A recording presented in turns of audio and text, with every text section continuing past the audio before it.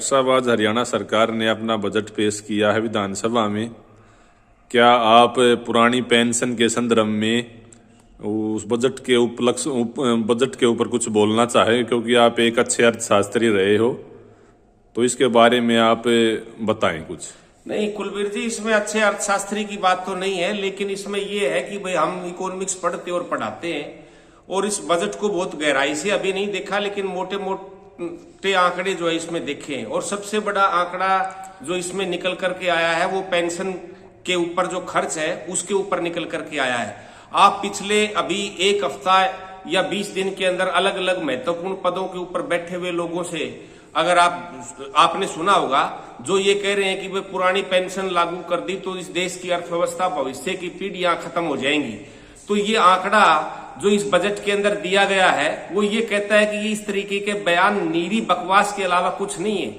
आप ये देखो कि इस बजट ने ये बताया है पिछले 2013-14 से डाटा दिए हैं पूरे खर्चे के संदर्भ में कि कहां कहां खर्च हुआ।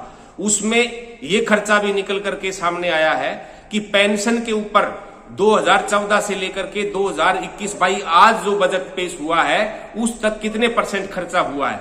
अब उसमें देखोगे 2012 के अंदर भी जो पेंशन के ऊपर जो खर्च है वो जो टोटल रेवेन्यू रिसिप्ट बोलते हैं हम इकोनॉमिक्स में, जो राजस्व प्राप्तियां होती है उसका केवल 12% है। और आज भी वो जो खर्चा है वो 12% के ऊपर ही खर्च है उस राजस्व प्राप्तियों का। और ये केवल राजस्व प्राप्तियों की बात मैं कर रहा हूं।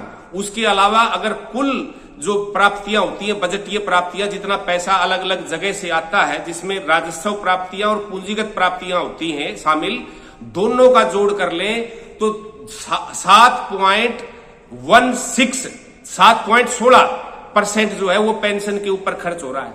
और ये भी पेंशन केवल ये कर्मचारियों को दी जाने वाली पेंशन नहीं है, इसके अंदर सब तरीके के पेंशन है। इसमें हमारे माननीय एमएलएज को जो पेंशन मिलती है वो पेंशन भी इसके अंदर शामिल है। बाकी जो तबकों को पेंशन मिलती है वो पेंशन भी शामिल है। तो ये बजट के अंदर इस आंकड़े ने एक तरीके से इस चीज को लोगों के बीच में रखा है और हमें ये लोगों को बताना चाहिए कि ये देखिए बजट में जो डाटा है ये किस तरीके से ये गुमराह करने वाले बयानों को झूठे साबित कर रहे हैं।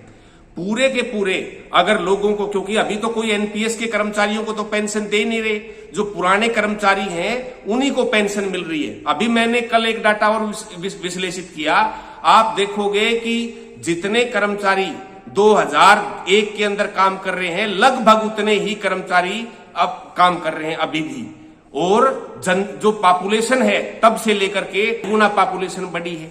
ठीक है, कर्मचारियों को बोझ के नीचे तो इतना दबा दिया और जबकि यूं कह करके कि भविष्य की पीढ़ियां खत्म हो जाएंगी, इस तरीके के बयान दे करके पुरानी पेंशन के बारे में जो टिप्पणियां हैं वो गलत दी जा रही है। और इस बजट के अंदर इस आंकड़े ने इस चीज को सही साबित किया है। बस इस मामले में मैं यही कहना चाहता हूं।